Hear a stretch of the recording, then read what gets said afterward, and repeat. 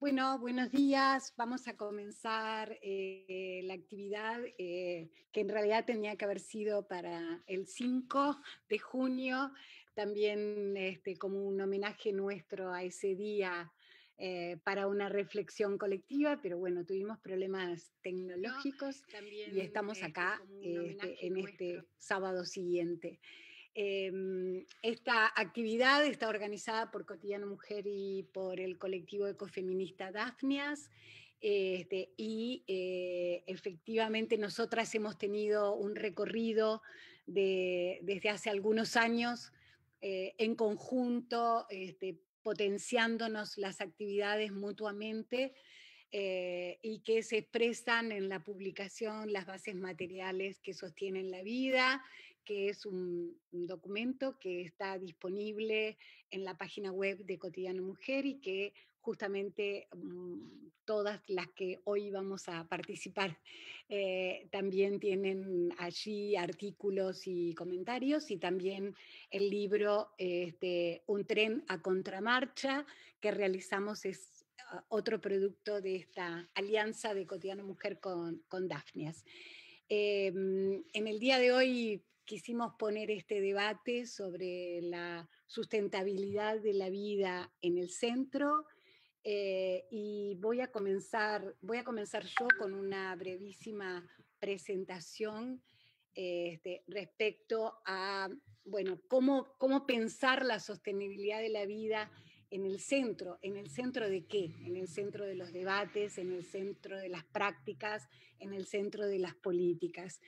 Y quiero traer aquí eh, a una investigadora que me gusta mucho, Donna Haraway, que en su libro Seguir con el problema nos plantea que en estos tiempos confusos de patrones ampliamente injustos de dolor y alegría, hay un innecesario asesinato de la continuidad, pero también de un resurgimiento necesario. Veremos si esto se da. Pero en tiempos del antropoceno son tiempos de urgencias para las especies, incluidas para los humanos, tiempos de muertes y extinciones masivas, de avalanchas, de desastres. En este sentido, muchos estudios científicos plantean que los virus que nos azotan, en particular esta pandemia que nos ha encerrado y nos tiene en jaque desde hace más de un año y medio, casi 2 años, eh, están directamente asociados a la destrucción de los ecosistemas en general. Y sin embargo, pareciera que la atención pública y los enfoques poco se relacionan con esta dimensión, a pesar de las investigaciones científicas y los documentos que analizan, bueno, el por qué aparece hoy estos virus y estas pandemias a nivel mundial, ¿no? De alguna manera el pensamiento feminista y en particular el ecofeminista se construye en la articulación con el pensamiento ecológico, y tiene como objetivo imaginar otras formas de producir, de consumir y también de habitar, y por lo tanto nos parecía como central en este mes que se habla del medio ambiente, que en realidad debería ser el ambiente, el espacio, la relación con la naturaleza, pensar este vínculo vinculado a la pandemia que pone en evidencia la desigualdad capitalista de forma brutal y dolorosa. Eh, Me gusta mucho y recomiendo muy especialmente la lectura de Sueli Rolnik, que es una psicoanalista brasilera que trabaja las esferas, bueno, uno de sus últimos libros se llama Las esferas de la insurrección, y ella plantea que la fuerza vital actual del capitalismo ya no se reduce a la expresión como fuerza de trabajo, ¿no? Lo que implica una metamorfosis radical de la propia noción de trabajo, y esto se acompaña de una paulatina dilución de las formas del Estado democrático de derecho, de la cual dependían las leyes laborales que nos precedieron, particularmente las conquistas del siglo XX. Entonces, esto nos explica cómo algunos contextos de crisis son también oportunidades de reconfiguración del campo de la extracción de la fuerza de trabajo humana, y de toda esta perspectiva del trabajo en relación con la naturaleza. Los desafíos entonces se plantean, son complejos, y una de las preguntas a hacernos es cómo construir una agenda que ponga en jaque al capitalismo poniendo la vida en el centro, ¿no? Cómo colocar esta vida cuando decimos vida, es la vida digna, la vida que merece ser vivida, cómo han trabajado las economistas feministas, desde estas perspectivas, cómo colocarla en el centro de los debates. Y bueno, y obviamente aparece allí las necesidades nuestra vulnerabilidad social y nuestra condición humana como seres inter y ecodependientes, y que es necesario reconfigurar de forma integral la vida social, la sanitaria, la económica, la ecológica, que ponga en el centro entonces el cuidado mutuo de la vida, no solo de la vida humana, sino la vida en términos generales, ¿no? La vida que también viene justamente la vida de la naturaleza que nos rodea y la vida de las especies y de otras especies. De alguna forma, volviendo a Rolnik, ella hace una cartografía de las esferas de insurrección con esta idea de descolonizar el inconsciente. Cuando habla de descolonizar el inconsciente, supone pensar otras formas de vivir y de habitar que no estén dominadas por el consumo, por la mercantilización de la vida, por los ejes que tiene el capitalismo y que nos penetra colectivamente, ¿no? O sea, todos y todas tenemos cosas para cambiar en nuestras formas también del deseo, de las cosas que deseamos y proyectamos de nuestras vidas. Nos parece que esta emergencia de las luchas feministas en las calles, en las casas, en los territorios, las subversiones cotidianas que se dan a partir de estas luchas, abren nuevas categorías, teóricas y prácticas también, que alimentan esta reflexión feminista. Porque es en las luchas sociales donde podemos construir otras subjetividades y otras miradas, pero también otras formas de relacionarnos y de estar, ¿no? Descolonizar el pensamiento supone también revisar conceptualmente las categorías y los mapas de ruta con los cuales hemos interpretado los problemas. De alguna forma sospechar de las palabras y los conceptos para cuestionar esos mapas conceptuales con los cuales hemos interpretado la realidad. Entonces, para nosotras no es lo mismo hablar de desarrollo sustentable que hablar de alternativas al desarrollo, y supongo que otras compañeras que seguirán en este panel podrán profundizar sobre estos conceptos, pero en definitiva hay también una disputa eh, epistemológica y una disputa de conceptos, de sentidos que se dan en el debate político, que tienen que ver con corrientes de cómo pensamos los caminos posibles para poner la sostenibilidad de la vida, no de la economía, en el centro de los debates.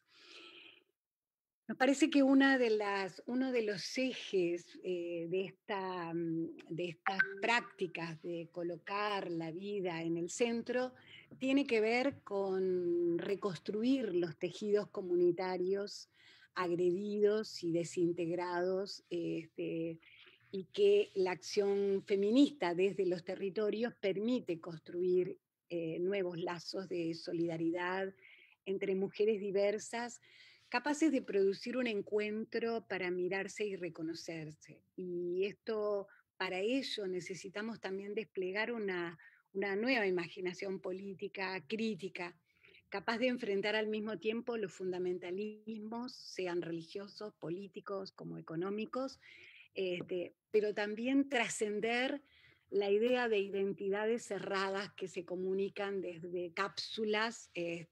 Queremos romper las cápsulas para transitar hacia formas más permeables, abiertas y receptivas a la escucha, para subvertir las expulsiones y violencias del capitalismo. El capitalismo produce permanentemente expulsiones y nos aísla y nos confina, y junto a eso, las nuevas identidades políticas que se construyen, debemos ser capaces de interactuar, y por eso la confluencia entre distintos abordajes teóricos y perspectivas es un tema central para esta idea de despatriarcalizar la vida, que es central a este debate que estamos haciendo en el día de hoy, porque asumir el cuidado como un eje central del sostenimiento de la vida humana y no humana trasciende el cuidado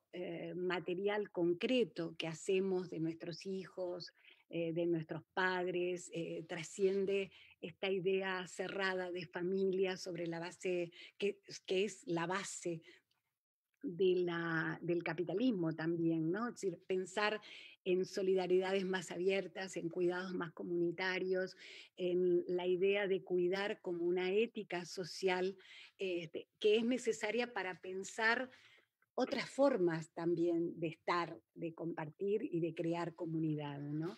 De alguna manera, el año pasado, esto que señalaba, a iniciativa de María Ángeles Vampa y de Viale, se promovió entre intelectuales y activistas de América Latina el Pacto Ecosocial del Sur, que tiene como uno de sus ejes justamente la construcción de sociedades ligadas al paradigma del cuidado. En eso se ha seguido trabajando. De hecho participamos nosotras de un taller de cuidados en el marco del Pacto Ecosocial del Sur, tratando de avanzar, de reconocer las prácticas que tenemos en común, recoger estas experiencias y llevarlas a una ampliación y una multiplicación. Se trata de llevar los cuidados y la reproducción de la vida a amplios sectores de las comunidades y de la sociedad, incorporar estas dimensiones en las organizaciones sociales, sindicatos, cooperativas y todo tipo de organización social, al mismo tiempo que impulsar la demanda de un sistema de cuidados como política pública. En el Uruguay se avanzó relativamente en ese tema, en crear un sistema de cuidados que hoy está como en crisis, veremos qué pasa, a pesar de que es un sistema de cuidados reducido a las poblaciones más dependientes y sin autonomía. Y cuando acá estamos apelando a una idea más colectiva de cuidados que atañen no solo al cuidado concreto, sino también a esta relación con el ambiente, con la naturaleza, con las otras especies. Y entonces acá tenemos como todo un campo de trabajo político, cultural, necesario para avanzar en esta idea de colocar la vida en el centro.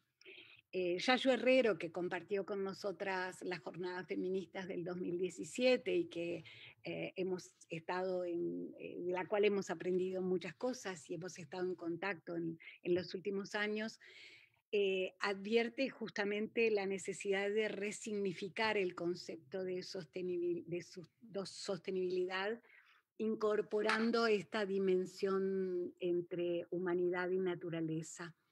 Eh, Pensamos, para terminar, que existen propuestas en muchos campos y en muchas prácticas que todavía están deficientemente puestas en el centro, que marcan estas directrices para comenzar a ensayar transiciones socioecológicas hacia otros modelos de economía y de organización social, y que esto tiene que ser parte de una voluntad colectiva para sumar esas experiencias. Entonces, con esto dejo paso a las otras compañeras que van a complementar, enriquecer en este sábado de debate sobre la sostenibilidad en el centro. Doy la palabra a Ana Filippini. Creo que somos suficientemente conocidas en el medio uruguayo, pero creo que estaría bueno que Ana hiciera una pequeña presentación de sí misma, pero tengo que decir que conozco a Ana de hace muchísimos años, uf, hace, no sé, 35 años, y bueno, y hemos tenido la suerte de confluir en este espacio nuevo con otras generaciones, Ana, que nos enriquecen. Por suerte no somos las mismas de hace 35 años, también nosotras hemos cambiado. Así que te doy la palabra.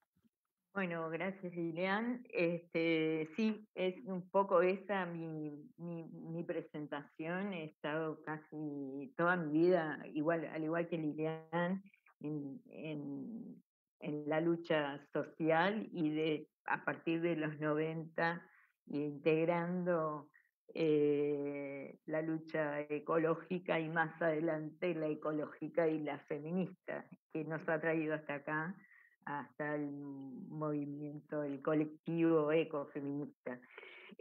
Justamente parte de esta historia mía personal y del mundo, y esa aproximación a unir lo humano, lo ecológico y lo comercial, digamos, tiene que ver con cómo llegamos hasta acá. Un poco esa historia que mencionaba Lilian, que es poco conocida y que hoy en día sigue sin dar explicaciones de qué es lo que nos ha pasado y por qué tenemos esta emergencia, una doble emergencia, como dice Yayo Herrero, tiene que ver con la sordera que han tenido los gobiernos frente a alertas que se han dado muy tempranamente.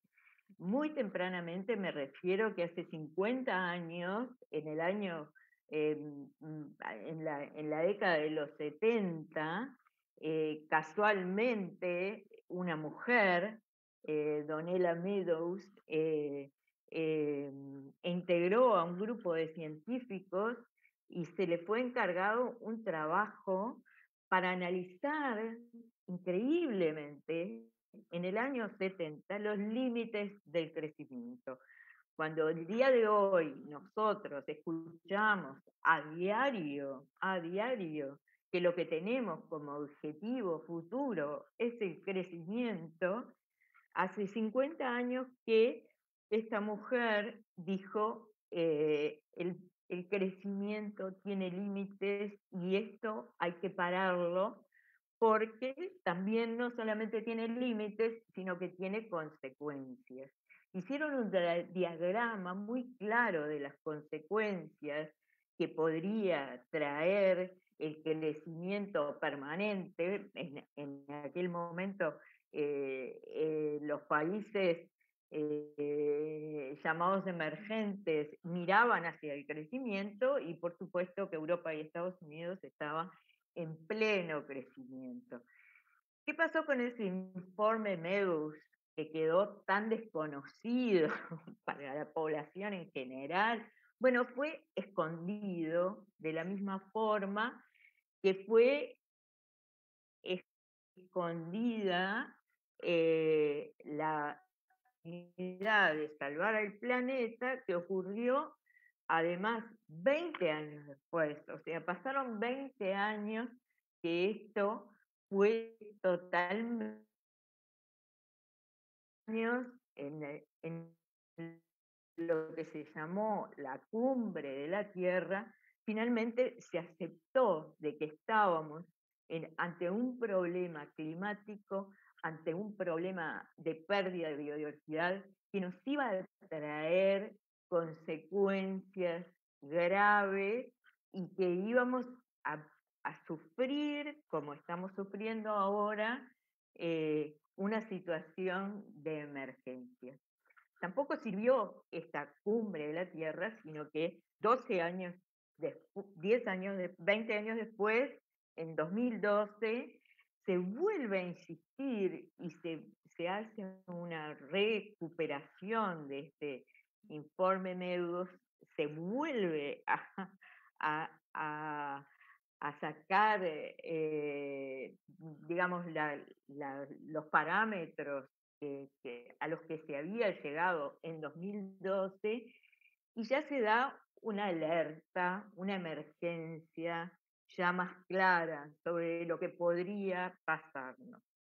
Resulta que al día de hoy la emergencia nos sorprende y nos sorprende de esa forma donde los límites que se han traspasado ya completamente han hecho de que la capacidad que tiene el planeta de autorregenerarse ya no es posible, ya no existe más, y entonces ahora sí tenemos una pandemia mundial que nos pone en este estado de emergencia. ¿Quiénes somos o quiénes son los que pagan más caro esta emergencia? Por supuesto que, como siempre, la gente, las personas que tienen menores recursos son las que hoy en día están en peor situación. Hoy en día también, como dice Yayo Herrero, esta emergencia tiene una doble acepción de cuerpos, emergencia por situaciones muy graves y también tienen otras posibilidades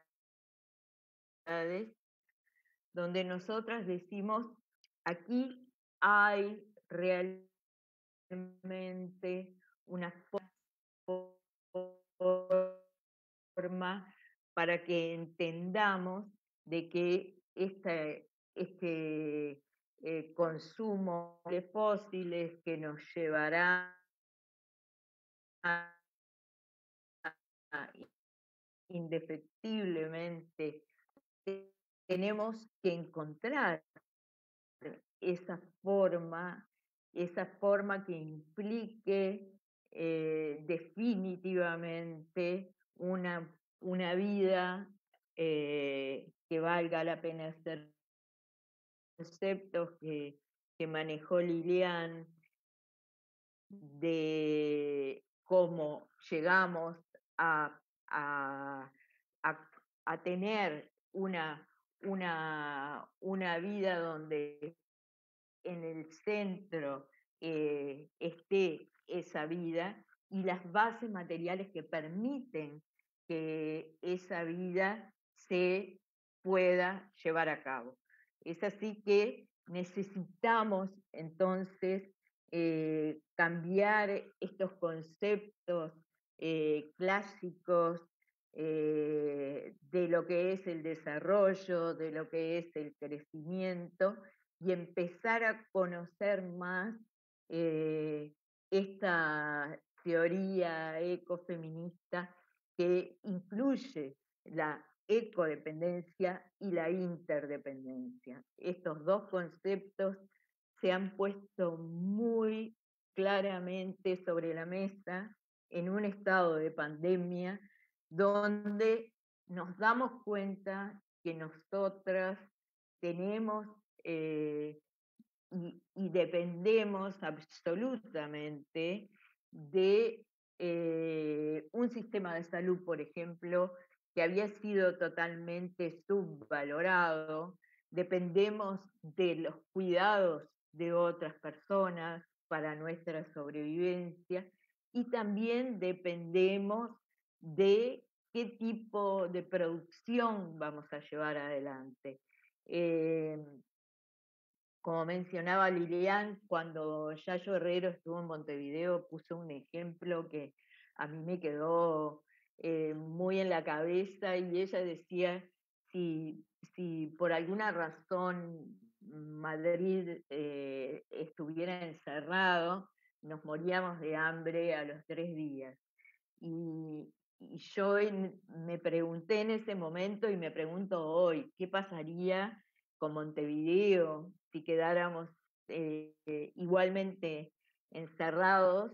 Y pienso que igual moriríamos de hambre porque no tenemos una conexión real, permanente, con lo que se produce, con la forma que se produce y para qué utilizamos nuestro territorio y en función de eso es lo que tenemos que de una vez por todas comenzar a elaborar. De qué forma llegamos nosotros, nosotras, a sostener la vida, a hacer que la vida sea posible, a hacer que la mejor vida posible de ser vivida exista y cómo logramos en que la gente en general comience a entender que el desarrollo y el crecimiento tienen límites y que la ecodependencia es fundamental para nuestra sobrevivencia. Así que seguimos adelante con Lucía, que nos va a hablar justamente de cómo traemos esos conceptos a nuestra realidad de hoy. Gracias, Ana. Bueno, buen día a todas y todos. Bueno, me presento rapidito. Mi nombre es Lucía del Bene, soy bióloga de formación y ecofeminista. Estuve desde el principio con Daphnia y bueno, ya trabajando hace unos cuantos años en estos temas, siempre como bióloga y tanto desde el enfoque ecofeminista me centré mucho alrededor de las problemáticas asociadas al agua. No mucho más para decir de presentación. Bueno, para un poco a modo como de sintetizando lo que han dicho Ana y Lilian en sus presentaciones, partimos de esto, ¿no? De la vida en el centro. ¿Qué quiere decir la vida en el centro? Y no necesito como mucha justificación para decir que cualquier vida necesita de cuidados y de la naturaleza, ¿no? Cuidados en ciertos momentos en que somos más vulnerables, pero a lo largo de toda la vida necesitamos que nos cuide. Y la naturaleza, obviamente, es como tan evidente que... Pero es increíble cómo nos olvidamos de que necesitamos alimentos, necesitamos agua, necesitamos ropa y todo eso proviene de la naturaleza, ¿no? Y son relaciones como materiales, ¿no? Que permiten sostener la vida. Y ese es el enfoque que hace el ecofeminismo, donde pone el centro, ¿no? Y esa es la razón de abordar ecología desde un enfoque ecologista y un enfoque feminista las problemáticas actuales, ¿no? Porque son estas codependencias que mencionaron muchas veces Lilian y Ana, que son la interdependencia y la ecodependencia. Son dos categorías que se ponen en el centro del análisis ecofeminista todo el tiempo. Cuando hablamos de interdependencia, lo que hablamos es esto, de los cuidados, de que somos una especie social que necesitamos que nos cuiden. Y eso no puede ser como invisibilizado y no puede ser dejado a un lado, es algo central de nuestra vida. Lo mismo la ecodependencia, somos una especie, como ya dije, que necesitamos de un montón de cosas que obtenemos de la naturaleza para poder vivir. Entonces, bueno, o sea, es ay, me perdí, pero el tema de la interdependencia es como que se hizo muy evidente con el tema en la situación de pandemia, ¿no? Nos rompió en la cara lo importante que es que nos cuiden y lo horrible que es el estar aislados, ¿no? De alguna manera, como que tuvimos que reaprender a la fuerza, ¿no? Lo importante que son los cuidados y ponernos en el centro. Ojalá que al salir de esta situación tan negativa en la que estamos puestos, al menos hayamos aprendido esto y no nos olvidemos rápido.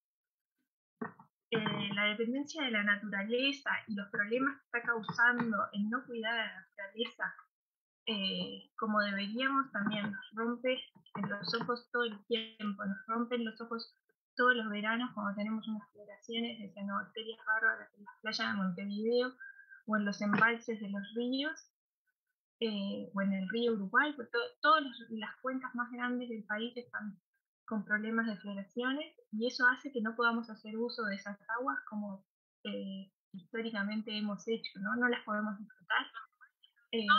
Entonces, de alguna manera, hay una cuestión ahí de que nos han despojado, al menos temporalmente durante unos momentos del año, del disfrute de poder hacer uso de un bien que es de todos y todas. Y ¿qué significa esto de poner que Lilian te hace el micrófono prendido? Lilian. Perdón. ¿Qué significa esto de poner las bases materiales que sostienen la vida, que lo repetimos una y otra vez en el centro, en el Uruguay de hoy, ¿no? Y lo primero que tenemos que pensar, tanto para Uruguay como para en otros lugares, es que no son opciones esto de ponerlas en el centro, de poner la ecodependencia y la interdependencia. Son puentes que tenemos que transitar todos los días, ¿no? En nuestro vivir cotidiano. Son vínculos que tenemos que tejer todos los días. Todos los días comemos y todos los días nos relacionamos con otras personas. Entonces no es una opción y eso es importante tenerlo bien presente. En cuanto a la ecodependencia en el Uruguay de hoy, cómo podemos de alguna manera abrazarla y verla, darle un significado positivo, porque es lo que nos permite sostener la vida. Por ejemplo, con circuitos cortos de distribución, que hay muchos ejemplos, y Mariana probablemente después le mencione algunos con detalle, circuitos cortos de distribución, también esto se vio mucho en la pandemia, ¿no? El dejar de ir a comprar a grandes superficies de supermercados y sostener y apoyar a los pequeños almacenes de barrio, por ejemplo. Cambiar los patrones de consumo por menos consumo, ¿no? Atendiendo a esto de los límites físicos planetarios que tiene el planeta, los límites físicos del planeta, y un consumo más responsable, ¿no? Políticas públicas integrales de salud que entiendan y que realmente tengan un enfoque que incorpore el medio ambiente como algo vital para una salud pública general, ¿no? Es como algo muy, muy central y también una vez más el tema de la pandemia nos rompió en la cara lo central de eso, sin embargo sistemáticamente se deja de lado. Reducir el metabolismo social, ¿no? Como sociedades el uso de materiales y energía, y acá volvemos a los límites físicos del planeta y del crecimiento, hay que reducir ese metabolismo. Y hay que romper con esta, que de alguna manera ya le mencionaba Ana, con esta ruptura que tenemos entre el campo y la ciudad, ¿no? El medio rural tiene que dejar de ser visto por los urbanos y urbanas como nosotras como simplemente un lugar donde se extraen cosas para alimentar el crecimiento de estas grandes urbes que por sí mismas son incapaces de autoalimentarse, ¿no? Tenemos que de alguna manera ruralizar las ciudades, poner espacios verdes, conectarnos con aquellas personas que generan lo que comemos todos los días, ¿no? No simplemente romper con esa idea falsa que nos dan los supermercados, que las cosas simplemente aparecen ahí y no hay nada más ni trabajo, ni esfuerzo, ni bienes naturales siendo utilizados detrás. Eso también implica cuestionarnos qué tipo de producciones son necesarias en nuestro país o en el mundo. para sostener la vida, ¿no? Entonces, en el caso uruguayo, necesitamos seguir plantando monocultivos que son mayoritariamente para exportación, ni siquiera son para alimentar personas, porque eso hay que dejarlo bien claro. La soja que plantamos no alimenta gente. Son de exportación y alimentan probablemente chanchos, o muchas veces otros cultivos se usan para biocombustible, ¿no? Entonces tampoco hay que romper con ese discurso de que necesitamos esta revolución verde para alimentar el hambre en el mundo, porque se produce mucho más comida de la que se consume y el hambre sigue estando. Entonces necesitamos seguir con este modelo país de producir cada vez más para simplemente exportar. Necesitamos seguir envenenando el agua como lo estamos haciendo, porque no hay ni una cuenca del país, la cuenca del Río Negro, la cuenca del Río Uruguay, la cuenca del Atlántico, la cuenca de Santa Lucía, todas esas son cuencas que ya tienen problemas de eutrofización, con problemas de explotaciones tóxicas, y básicamente ese es todo el territorio, porque son todas las grandes cuencas del país, ¿no? Entonces necesitamos seguir envenenando absolutamente todos los ríos y arroyos del país para sostener eso, el modelo sojero agroindustrial del país. Necesitamos otra planta de UPM en el Río Negro, que ya está bastante en mal estado, con sus 3 embalses totalmente fragmentados.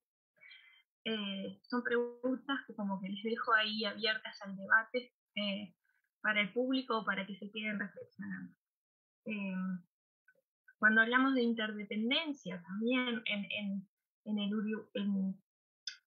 qué tenemos que pensar, ¿no? de cómo bajar esto a las vidas cotidianas, y bueno, tenemos que empezar a insistir y cada vez más en trabajar en la corresponsabilidad de los cuidados entre los géneros, y ahí es un llamado a nuestros compañeros varones a que se hagan responsables de sus propios cuidados y de las personas también que de ellos dependen, porque son tareas que una vez más también en la pandemia se evidenció muy claramente de que siguen siendo tareas que siguen recayendo mayoritariamente en hombres femeninos. Necesitamos también defender, y ahora también más que nunca, el tema de la sociabilización y este compartir de los cuidados. El Estado también debe hacerse cargo de los cuidados. Y ya mencionaba el Sistema Nacional de Cuidados, pero necesitamos como seguir defendiendo incluso los que ya conquistamos, ¿no? El tema de la educación pública, por ejemplo, que ahora, de alguna manera, por una circunstancia concreta, se puso un poco en jaque y tambaleó un poco, ¿no? Entonces, ahí vemos también lo importante que ha sido la educación pública como un medio de socialización de estos cuidados, y que lo vamos a tener que defender en un contexto post-pandemia para lograr volver a la presencialidad que teníamos antes.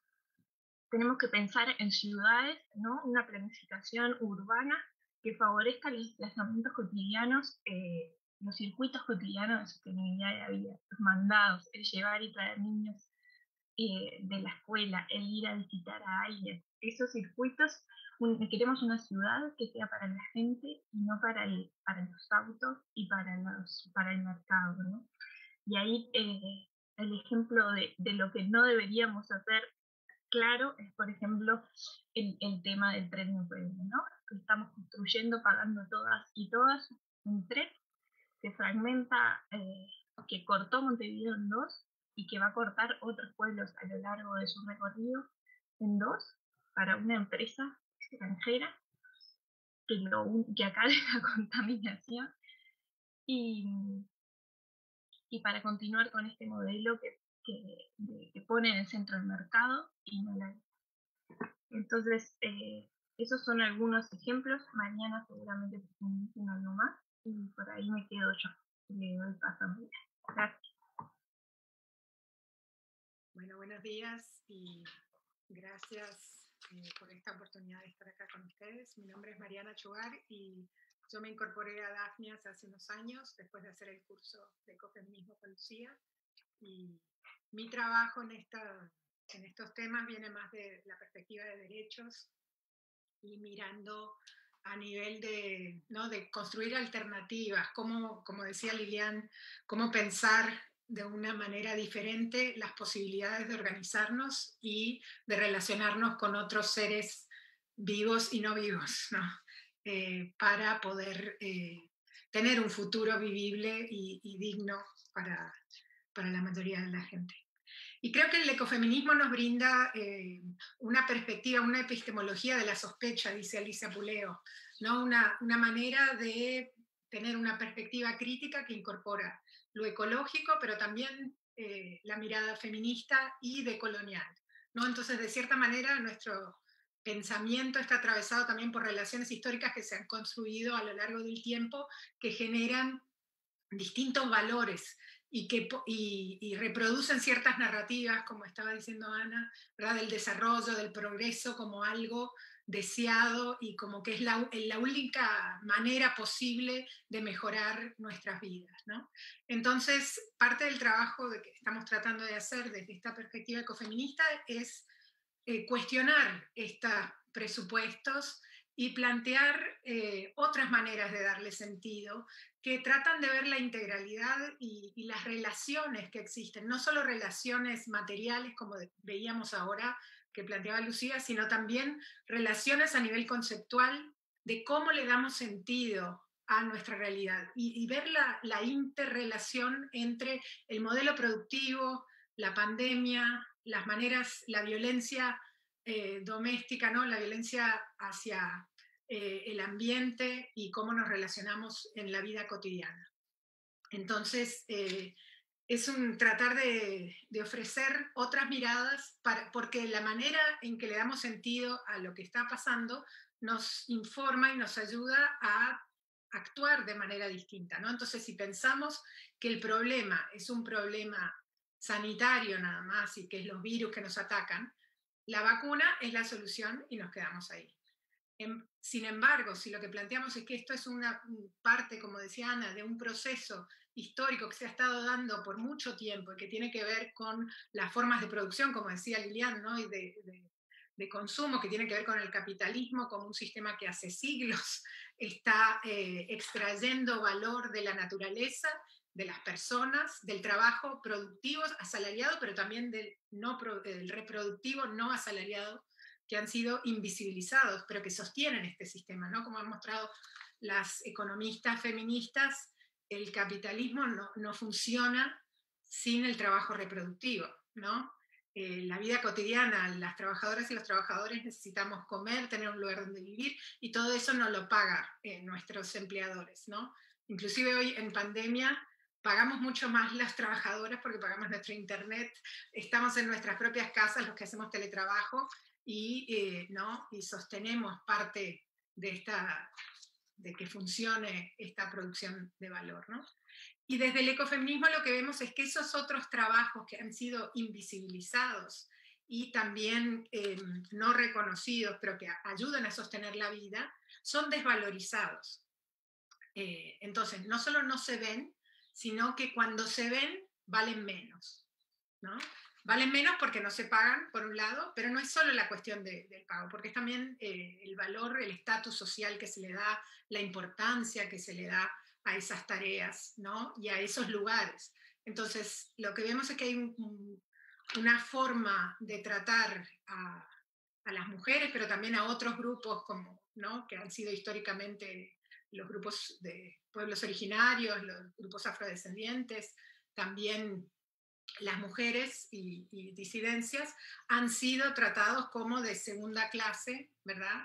Con menos acceso a recursos, con otras formas de participar a nivel social en términos de poderes de decisión, pero la naturaleza también ha sido tratada de esa manera, ¿no? Entonces, de la manera en que esa dominación que existe sobre los cuerpos de grupos vulnerados también existe en la relación de cómo conceptualizamos la naturaleza. Entonces hay una cuestión de la colonialidad del saber también que tenemos que atacar, que no es toda una cuestión nada más de cambiar las relaciones de producción o materiales, sino también la manera en que le damos sentido a esta experiencia.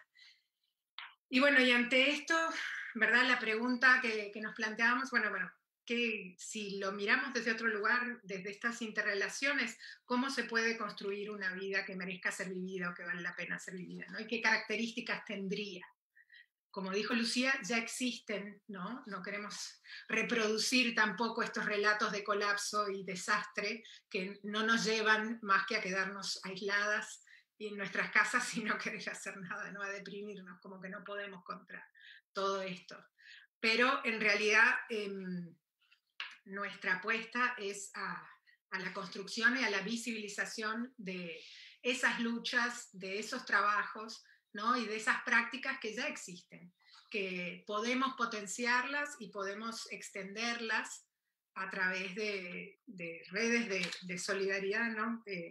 Judith Butler dice alianzas desde las precariedades, ¿no? Esta precariedad de la vida genera, como vimos ahora durante pandemia, las ollas populares, los bancos de trabajo, ¿no?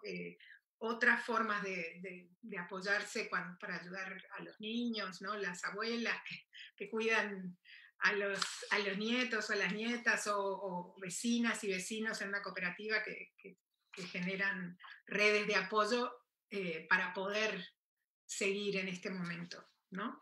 Entonces, creo que es encontrarnos y resistir con otros para construir este espacio común, ¿verdad? Que no tenga que depender de la mercantilización de la vida, porque parte de lo que ha hecho el capitalismo es meterse en el entramado de nuestra vida totalmente. Entonces, de cierta manera, todo hoy se reduce a la mercantilización, hasta ¿no? El usar el teléfono, todo lo que hacemos se transforma en algo financiero y en algo de lo que se saca valor. Y lo que tenemos que hacer de cierta manera es recuperar esos espacios en que lo que moviliza y los valores que nos mueven son no mercantiles, ¿no? Que tienen que ver con el sostener la vida y poner la vida en el centro.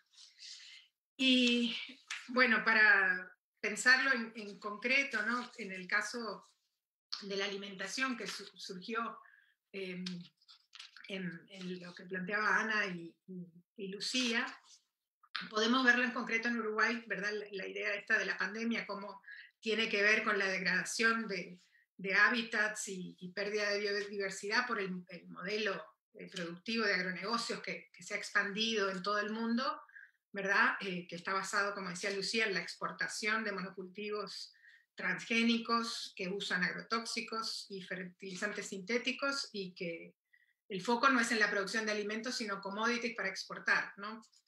Entonces ese relato de que es para darle de comer a las grandes poblaciones, ¿verdad? El hambre no ha decrecido desde la Revolución Verde. En realidad el hambre es uno de los grandes problemas que tenemos hoy. Y vemos también que nuestra manera de relacionarnos y de producir alimentos se ha hecho cada vez más, más violenta de cierta forma, ¿no? Porque si pensamos en cómo surgieron algunas de estas pandemias previas, como la de H1N1, ¿verdad? Que surgió en una fábrica de de animales, ¿no? De cerdos, que estaban totalmente hacinados, tratados con antibióticos, ¿no? Que viven en condiciones horribles, ¿no? Entonces hemos perdido esa sensibilidad de cómo se producen, a qué costo. De la misma manera que antes había esclavos y esclavas que viajaban a lo largo del Atlántico para sostener un modelo productivo, hoy tenemos, ¿no? Estas granjas animales que hacen lo mismo. Y no es algo que es abstracto, ¿verdad? En Argentina hace unos meses el gobierno proponía como solución a salida de la pandemia crear estas granjas porcinas como solución para exportarle a China, aparte de la soja, los cerdos, ¿no? Pero esta industria, ¿no? Este agronegocio que está relacionado también a la industria alimentaria, nos ofrece no alimento de calidad, como decía, tienen agrotóxicos, tienen antibióticos que llegan a nosotros a través de los alimentos y producen enfermedades crónicas como la creciente en Uruguay, obesidad, diabetes, hipertensión, son todos problemas que están relacionados también con los cambios en lo que comemos, ¿no? Y en las prácticas alimenticias. Y como decía Ana y también Lucía, tienen que ver con este uso, ¿no?, de organización de la distribución de los alimentos a través de los hipermercados, supermercados, que hacen que tengamos menos acceso a alimentos de calidad, ¿verdad? Y que se nos reduzcan las opciones que tenemos porque están definidas por el mercado, lo que podemos elegir.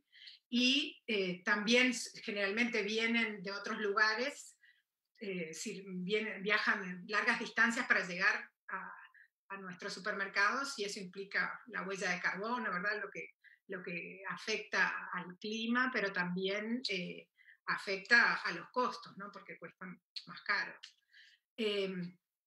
Y inclusive ni siquiera sabemos, tuvimos que luchar por el derecho al etiquetado, ¿verdad?, por muchos años, para saber qué hay en nuestros alimentos, toda la lucha para saber si eran genéticamente modificados o no. O sea, eso, ni siquiera la cantidad de calorías, de grasas, todo esto ha sido una disputa constante, ¿no? Que no podemos saber ni lo que comemos. Y bueno, por algo será que no nos quieren mostrar lo que nos dan, ¿no?, que habrá en todo esto. Y bueno, y a pesar de todo esto, el hambre, como vemos hoy, existe. Las ollas populares y el acceso a la alimentación no es algo que esté resuelto. Entonces, desde el Estado, las políticas públicas han mantenido de cierta manera este modelo, dándole beneficios fiscales, apoyando el modelo exportador, ¿verdad?, en vez de apoyar a los pequeños productores y productores familiares que hacen otro tipo de producción más sustentable, localizada, que es más de cercanía. Las políticas públicas no han estado destinadas a apoyar eso, ¿no? Aunque ese es un espacio de disputa. Y bueno, trascender esto que parece medio horrible y que no tiene salida, en realidad es algo que es posible, ¿no? Porque lo que quería resaltar ahora era un poco, bueno, qué está ocurriendo en Uruguay que puede permitir visibilizar ciertas alternativas y ciertas maneras en que nuestras prácticas cotidianas también tienen incidencia con procesos más sistémicos, ¿no?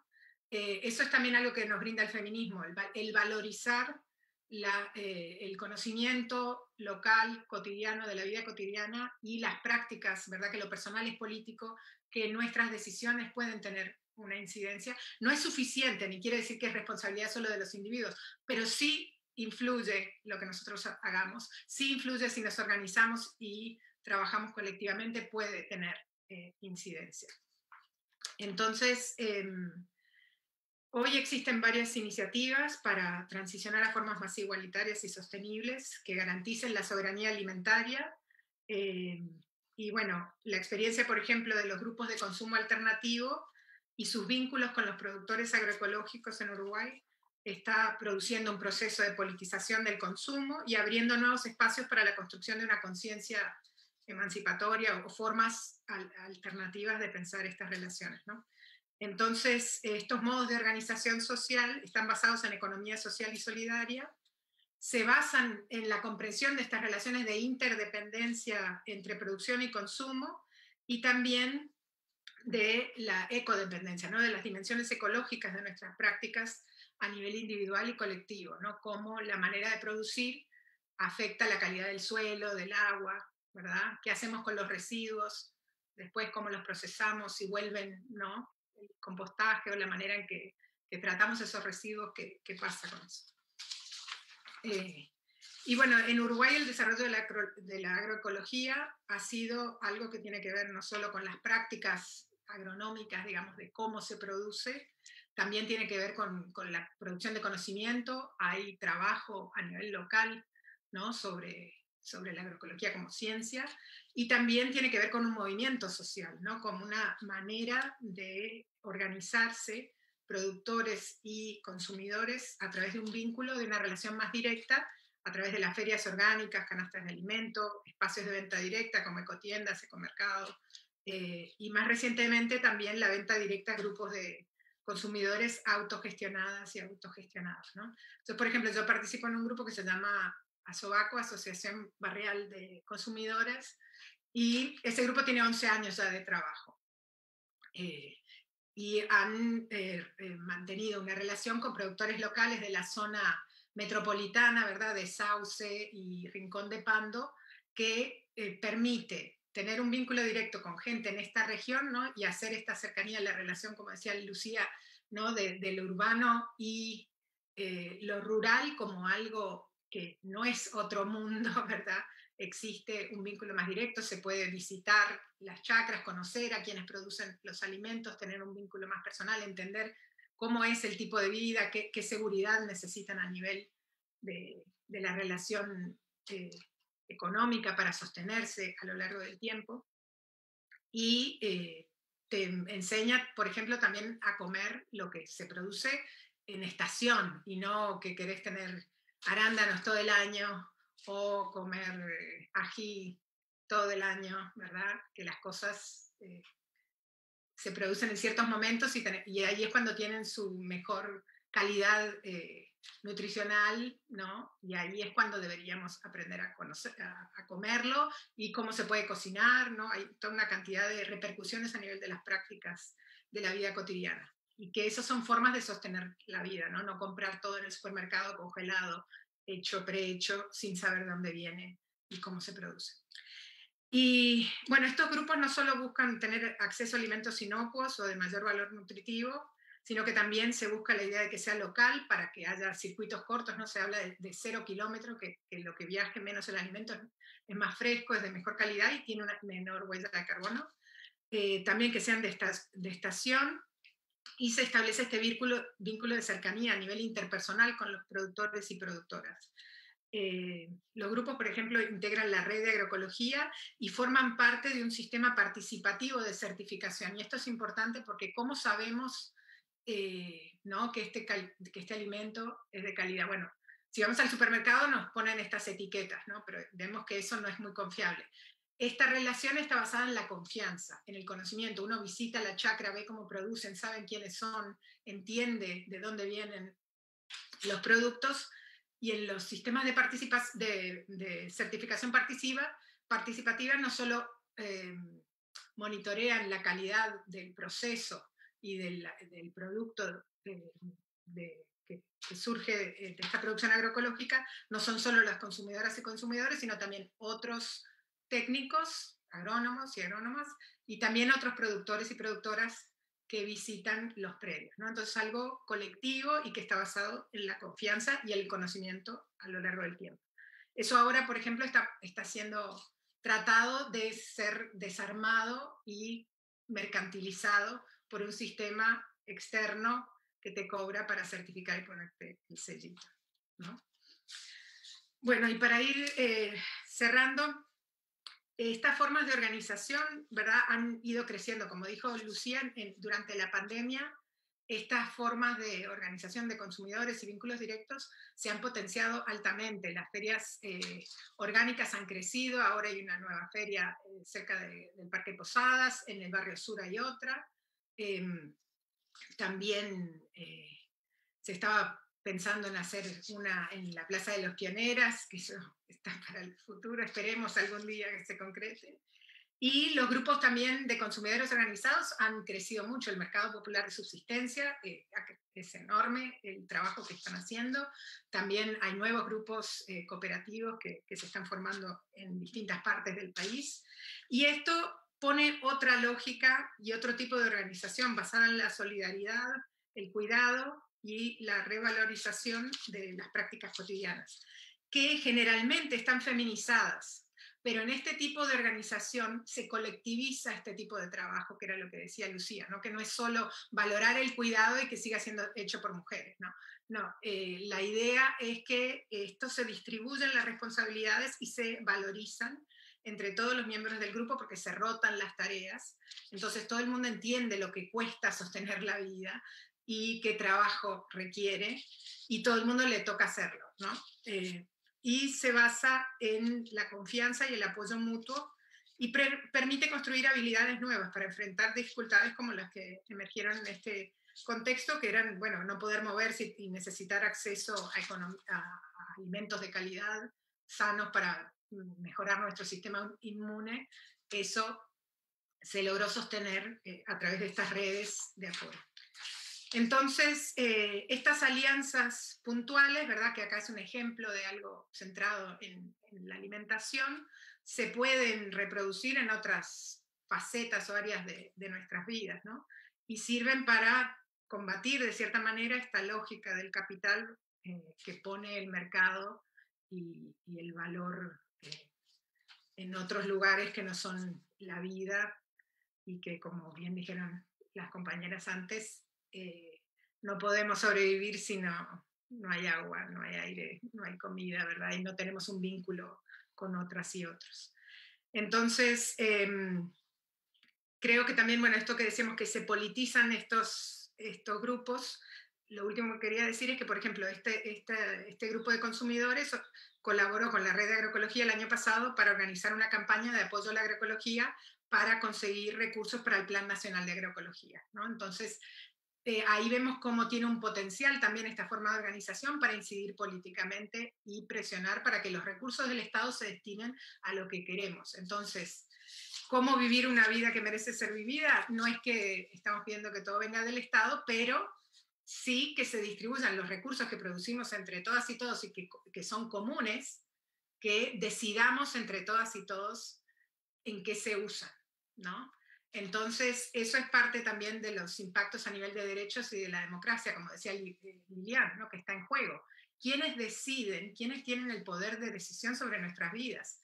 ¿No? Y los recursos y los espacios, los territorios, como decía Lucía, ¿no? Se va a hacer el tren de UPM, ahora se quiere hacer un parque al lado de las vías. Bueno, ¿quién decidió eso? ¿Cuándo los vecinos y vecinas tuvieron la oportunidad de decir cómo les parecía a ellos o ellas que se usara el territorio y se impactara su vida cotidiana? Entonces ahí tenemos que cuestionar esta lógica, ¿no? Que se nos presenta como la única posibilidad y plantear una alternativa entre muchas otras que puedan proponerse, que es poner la lógica ecológica del cuidado, ¿no? Y basada en un principio de equidad para crear estas vidas que merezcan ser vividas y que generen relaciones más equitativas entre las personas y con la naturaleza. Así que, bueno, gracias. Bueno, gracias. Gracias a todas por compartir colectivamente estas reflexiones. Y ahora voy a cambiar un poquito el rol, planteando algunas, en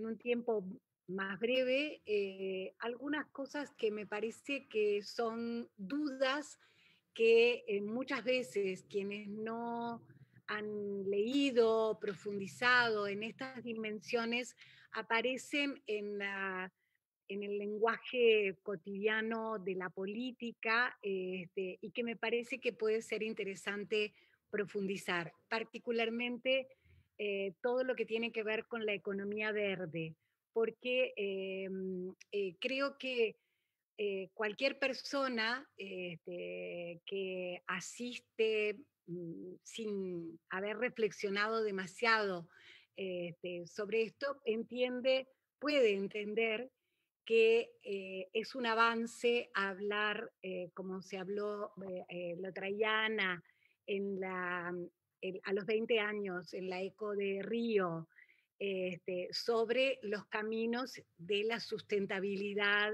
y de hecho se llama, ¿no? Los indicadores o convocan a las empresas a hacerse sustentables. Y hay una parte de esta disputa tiene que ver justamente con plantear que empresas como UPM tienen la máxima seguridad en ser sustentables y no agresivas para el ambiente.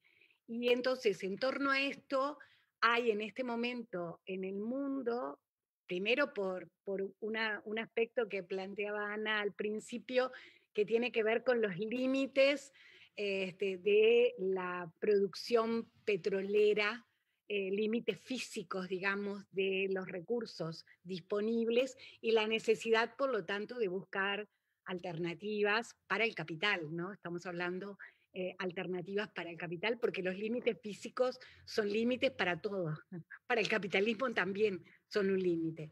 Entonces, me gustaría que no sé, pudieran reflexionar así como brevemente en este espacio que tenemos, que nos queda, sobre cómo desde el ecofeminismo o desde nuestras perspectivas individuales y colectivas vemos esta dimensión de la economía verde y su impacto en este momento del capitalismo.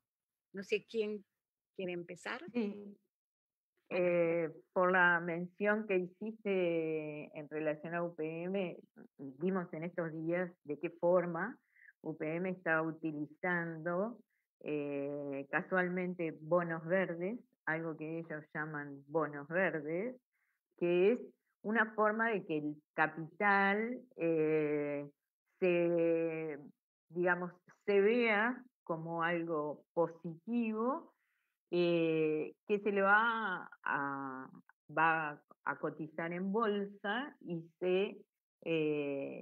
digamos, UPM se va a apropiar de miles de millones de dólares para supuestamente llevar adelante, como decía bien Lilian, una política sustentable.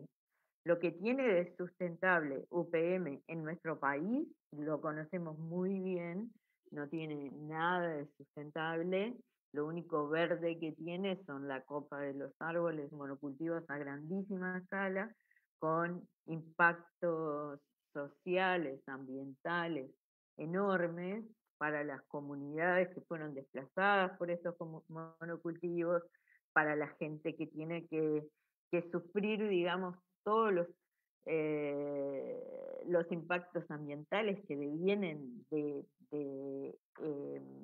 la construcción de la fábrica de celulosa, los contaminantes que echan al río. Sabemos perfectamente que no es un tema, digamos, como se ha tratado ligeramente en el pasado. La contaminación no la creamos nosotros, viene de Brasil.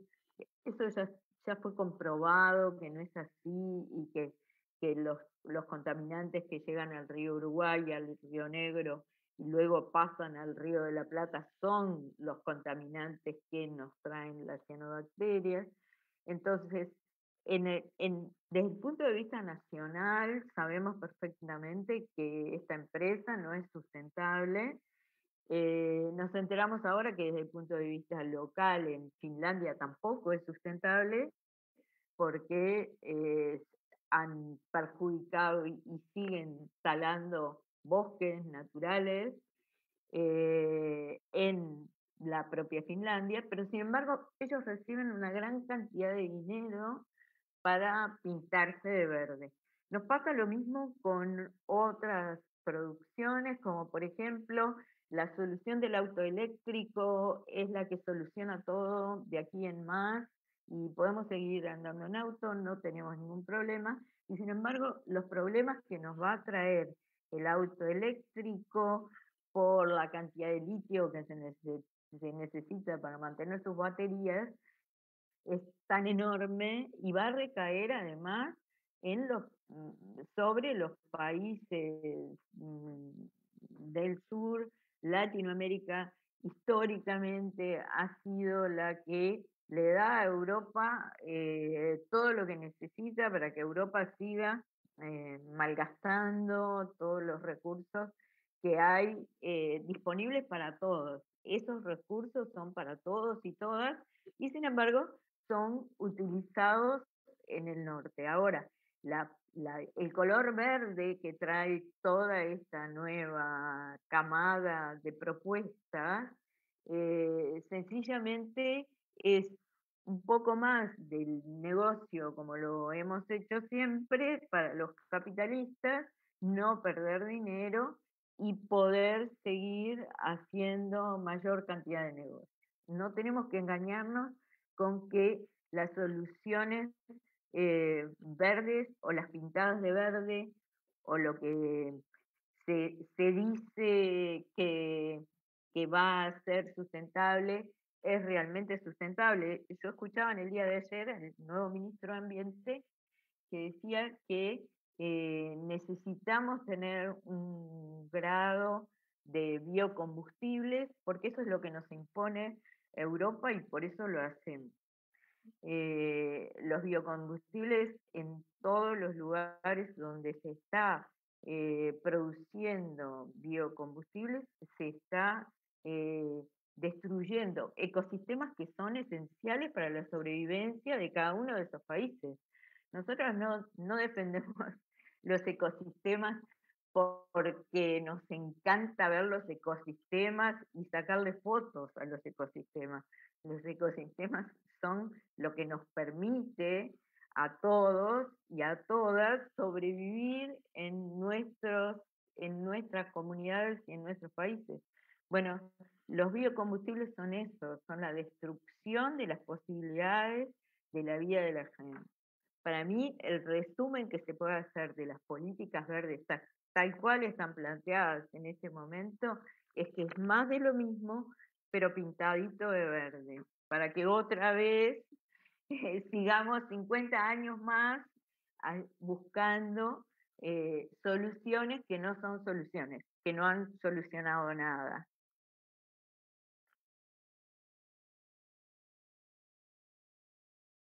Está silenciada, Lilian. No, si quieren agregar algún otro aspecto sobre la economía verde, aparte de lo que dijo Ana, o hago otra pregunta. Yo agrego. A mí me gustaría hacer como mención a esto, retomar algo que tú dijiste, de que los límites físicos también son para el capitalismo, ¿no? Pero el capitalismo es como muy hábil en conseguir en encontrar grietas por las cuales seguir como generando esta falsa idea de que no los hay, ¿no? Entonces, por ejemplo, me viene al caso el tema de la ley de riego, ¿no? Que como probablemente todas y todos saben, se hizo para regar sobre todo los que son monocultivos de exportación, como la soja y el trigo, y tal vez alguna pradera mejorada, que es como un cultivo de ciertas especies de pasto para generar una intensificación de la producción. ¿Por qué necesitamos seguir intensificando? ¿No? Uruguay, con el boom sojero de la década a partir del 2000 hasta el 2014, más o menos 2013, aumentó tremendamente la producción de este tipo de granos y tampoco bajó la producción de carne, ¿no? ¿Cómo se explica eso cuando avanzó mucho la frontera agrícola y a costa de tierras ganaderas, pero sin embargo seguimos produciendo igual o más carne también? Eso aumentó, ¿no? Eso se hace trayendo, ¿no? Materiales de otros lados para poder sostener esa productividad siempre creciente. Y eso se hace fertilizando. Cuando llegamos a los límites de la fertilización y llegamos a los límites del avance de esta frontera agrícola, lo que hacemos ahora es correr un poquito el límite en cuanto a las provisiones de agua. Entonces avanzamos sobre territorios que son intangibles, como es el territorio legal, ¿no? Retrocedemos en un proceso que Uruguay llevó promovido por la sociedad civil, donde se declara el agua como un bien público y un derecho humano fundamental, ¿no? En el referéndum que ocurrió en las elecciones del 2004, retrocedemos en ese sentido hacia una privatización del agua para generar una ventana, una grieta para seguir creciendo, que podemos seguir creciendo y aumentando la producción de granos indefinidamente. ¿Cómo se va a hacer eso? Trayendo agua de otros lados para regar campos, ¿no? Entonces, con una de las justificaciones de esta ley era aumentar la productividad de soja, creo que eran un 150 y un 200% la de trigo, o al revés, no recuerdo bien ¿no? De trigo, perdón, no, de maíz. Entonces, nada, tener en cuenta todo este tipo de cosas, ¿no? Y esa es otra de las políticas públicas que se disfrazó como verde, ¿no? Y se le dio un discurso de sostenibilidad ambiental, sostenibilidad en el sentido de crecimiento económico, para seguir aumentando la intensificación. Incluso se la llegó a justificar como una medida de adaptación y de mitigación al cambio climático, porque al construir estas represas íbamos a poder almacenar el agua que iba a caer muy en estos eventos extremos de precipitación y que luego esa agua, si no era captada en estas represas, la perdían, ¿no? Eso habla de una total ignorancia del ciclo hidrológico y y la importancia que tienen estos movimientos del agua a través de la tierra, que cumple un ciclo y que mucha vida depende de eso. Y también habla o sea, es como una tomadura de pelo, decir que políticas públicas de este tipo, que son para profundizar un modelo agrícola altísimamente dependiente del petróleo, como una medida de mitigación y adaptación al cambio. Y bueno, y ahí dejo. Sí, buenísimo los elementos. No sé, Mariana, ¿querés agregar algo sobre este punto? Sí, creo que también para agregar algo más, que ahora se está también muy de moda la idea de la economía circular, que también está basada en otros mitos, ¿verdad? Como que todo se recicla, todo se puede reusar y que no hay ninguna consecuencia en esta forma, ¿no? Como que es un circuito virtuoso. En realidad sabemos que economistas ecologistas como, ¿no? Hay varios que han criticado esta perspectiva porque no da cuenta de cuestiones físicas, ¿no? Que se disipa energía y que no todo se puede transformar, ¿no? No todo cambia de formas. Por ejemplo, con el plástico, no todo es reciclable. El plástico que se usa para hacer algunos envases son de distintos tipos de plástico que se usan y cuando los vas a quemar necesitan distinta temperatura para disolverse, entonces no todo es reciclable. Hay algunos que tienen solo una forma y que la única posibilidad es tirarlos, ¿no? Y después, ¿a dónde va esa basura? Tuvimos también varios conflictos en los últimos años sobre los lugares de disposición final de los residuos, ¿no? En la zona de Canelones, que es justamente donde se producen la mayor cantidad de productores familiares, pequeños productores que producen la comida que realmente comemos. En esa zona se quieren poner, y donde también están las cuencas donde surge, ¿verdad?, el agua que necesitamos para vivir, se quieren poner estos lugares de disposición final sin considerar las consecuencias a largo plazo y los impactos a nivel local, ¿no? Entonces creo que tiene que ver con estas maquillajes verdes, como decía Ana, que nos usan parte del vocabulario ecologista o también de derechos, ¿verdad? Con las cuestiones de derechos también sexuales y ¿no? de diferencias de género, se apropian ciertos términos y con eso parece que es lo mismo. Bueno, tenemos que ser más cuidadosos, más críticos y ver qué significan estas propuestas, ¿verdad?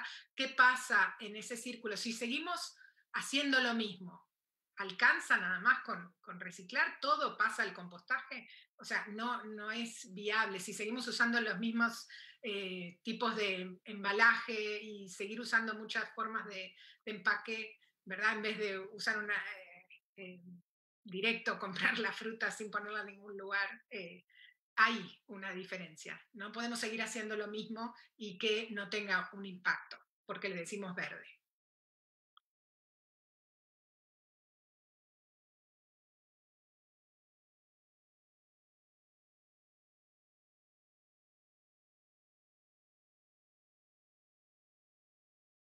El micrófono, Lilian. Me quedé silenciada, perdón. Que en esa misma línea pensaba que hay algunas, desde perspectivas ecologistas, que se plantean algunas dimensiones como urgentes urgentes y necesarias para hacer ya. Y ustedes habían nombrado, voy a nombrar algunas, ¿no? Como articular sociedades con una visión biocéntrica, trabajar en torno a la educación para la sostenibilidad que propicie cambios de modelo de desarrollo, adaptar el modelo agroalimentario petrodependiente a un modelo de producción ecológica local y a pequeña escala,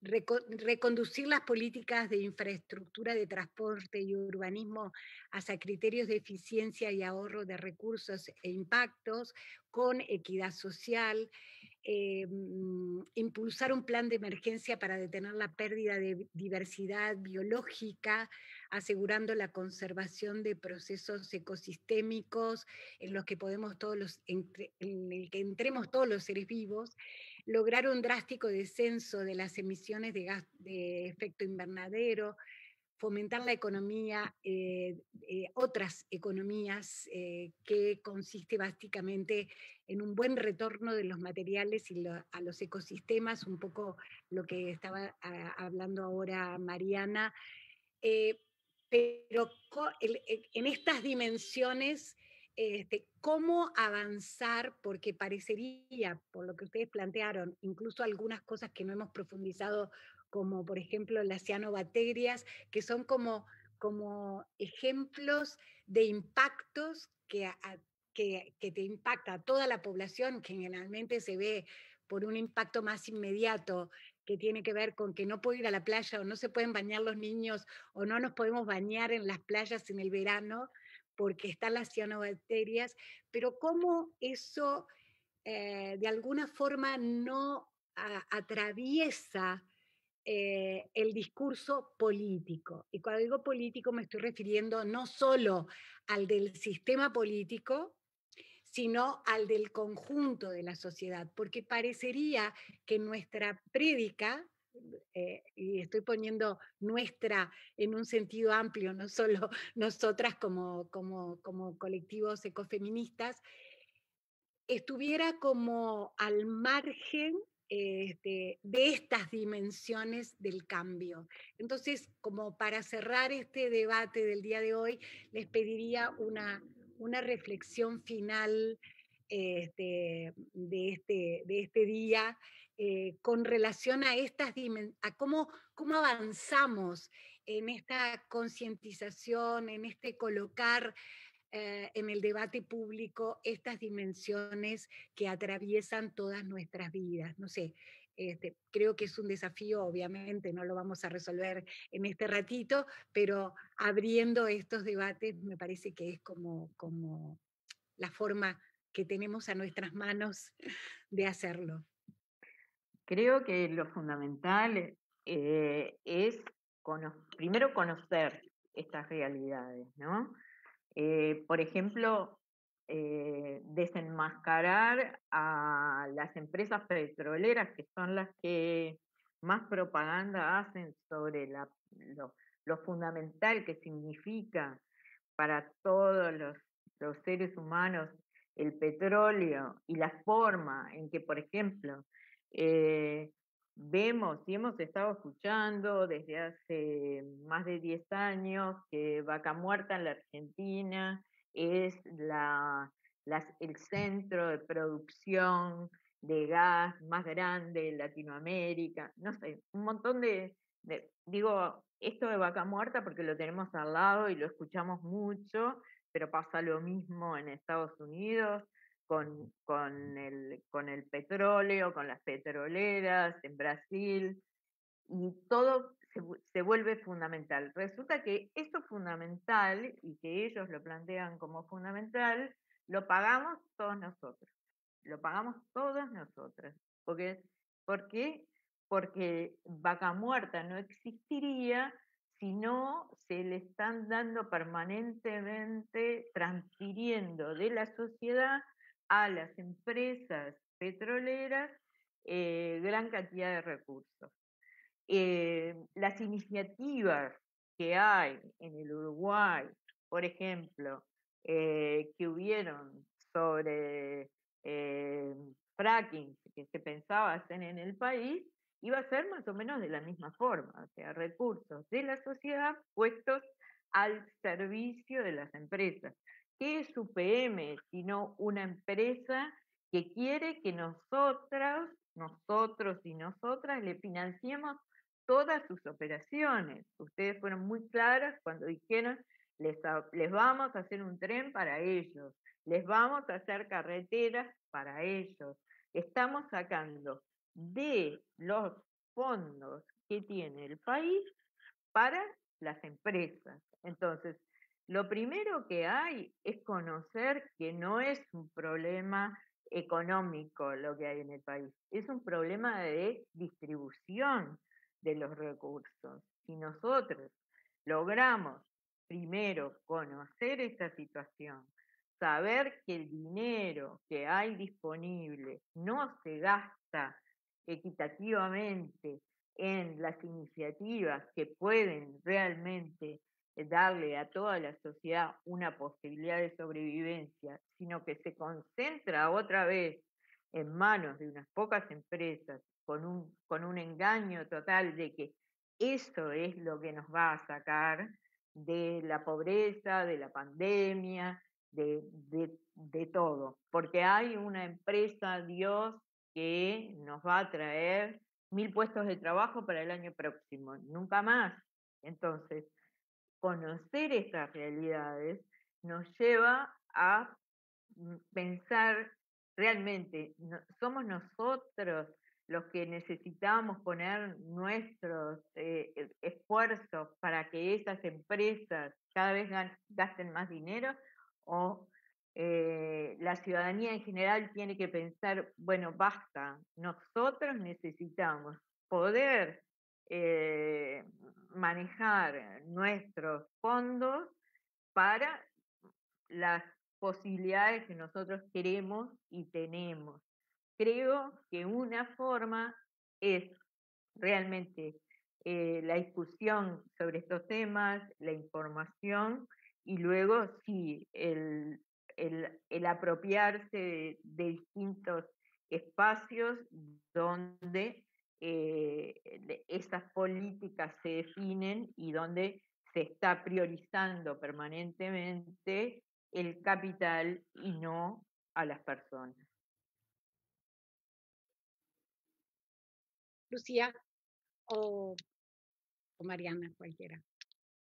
Sí, como que no tengo nada muy formulado, pero ahora pensando en esto ¿no? Que es importante de alguna manera que como que nos cuestionemos hacia adentro y que intentemos como de alguna manera favorecer esta curiosidad de entender al menos superficialmente los procesos que están detrás de este tipo de cosas, ¿no? Entonces, bueno, otra vez volviendo hacia mi terreno de trabajo, volviendo al agua, ¿no? Es importante entender por qué aparecen las cianobacterias todos los veranos.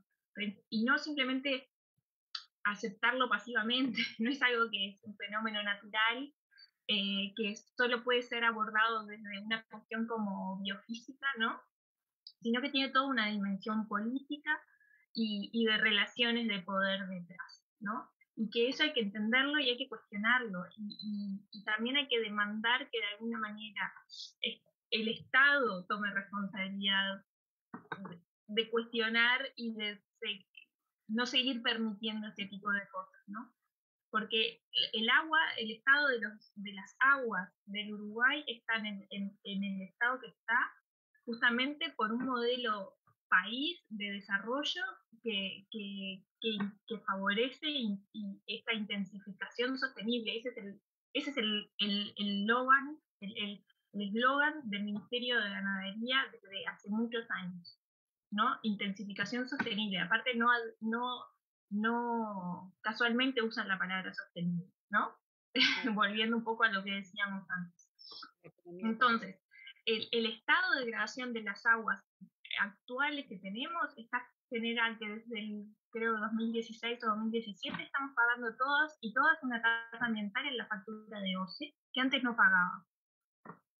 Porque OCE tuvo que readaptar toda su infraestructura para potabilizar unas aguas brutas que están en mucho peor estado de lo que solían estar.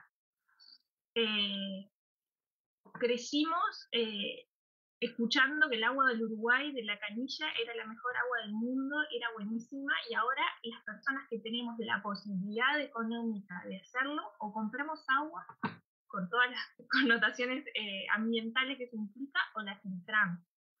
Entonces, ¿quién se hace cargo del cambio en esta desconfianza de la calidad del agua, ¿no?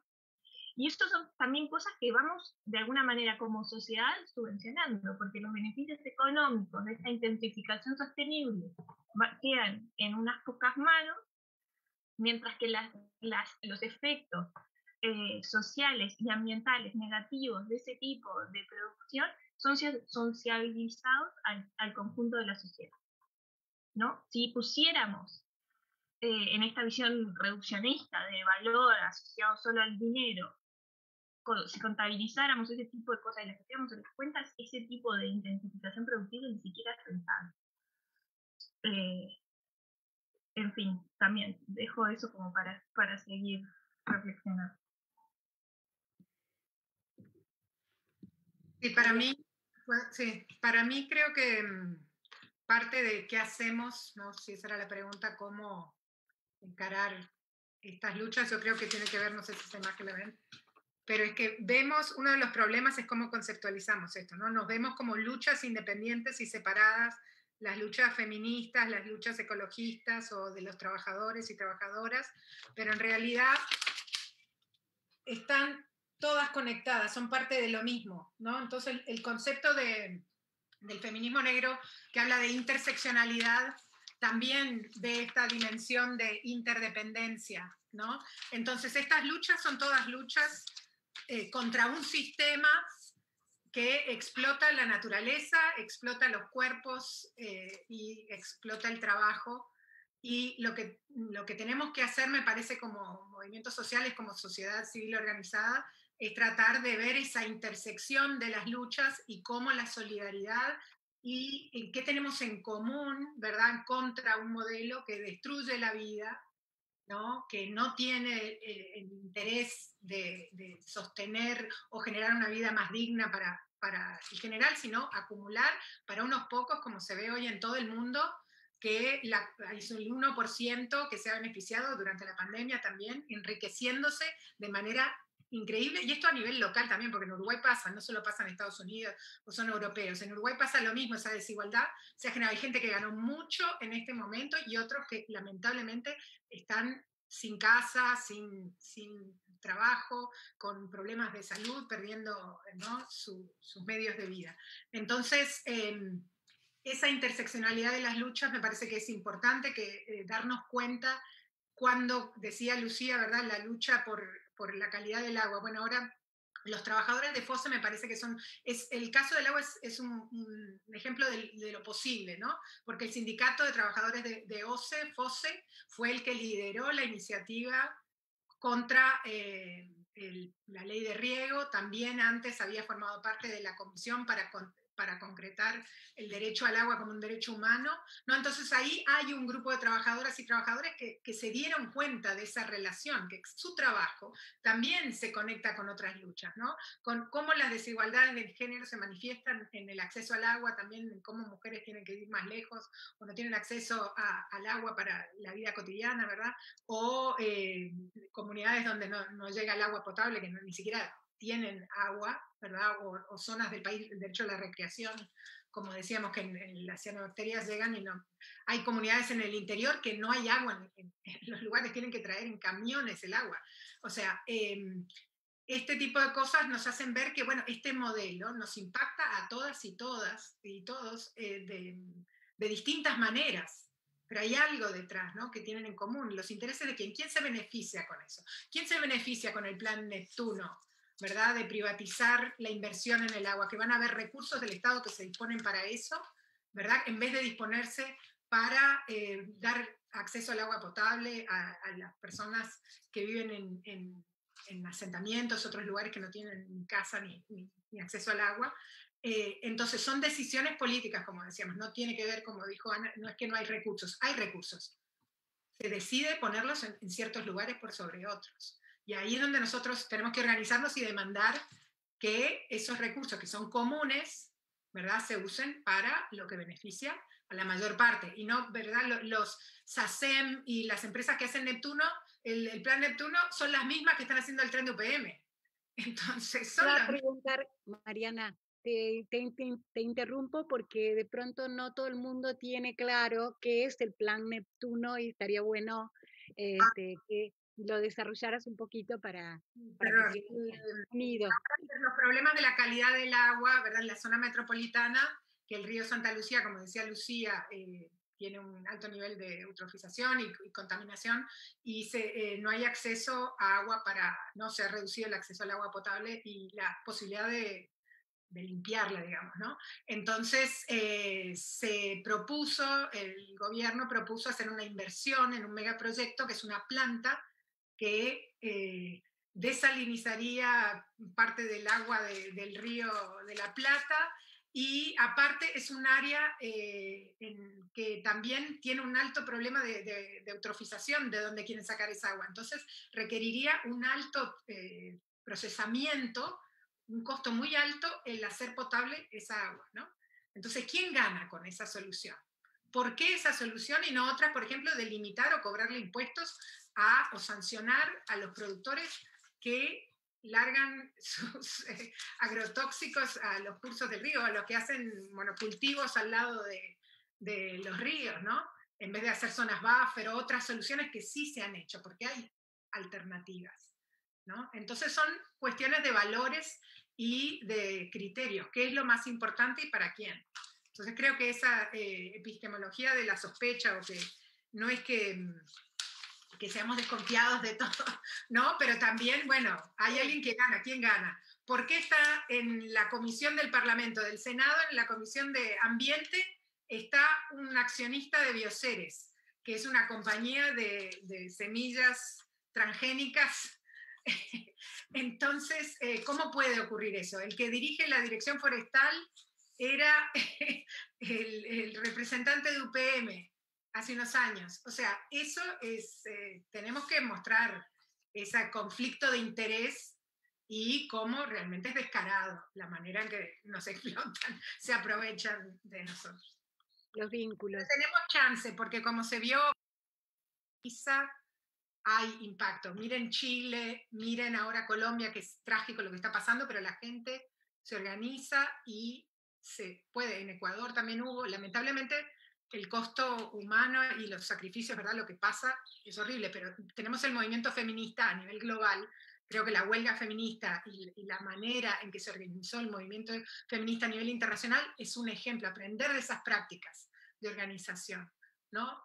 Y de relacionamiento para darnos cuenta qué tiene en común la situación de una mujer en África o en Europa y en Latinoamérica. Sí, hay cuestiones distintas, ¿verdad? No es decir que todo es lo mismo, pero también hay algo en común. El patriarcado es algo que nos atraviesa a todos, ¿no? Nos impacta, esas violencias existen en común.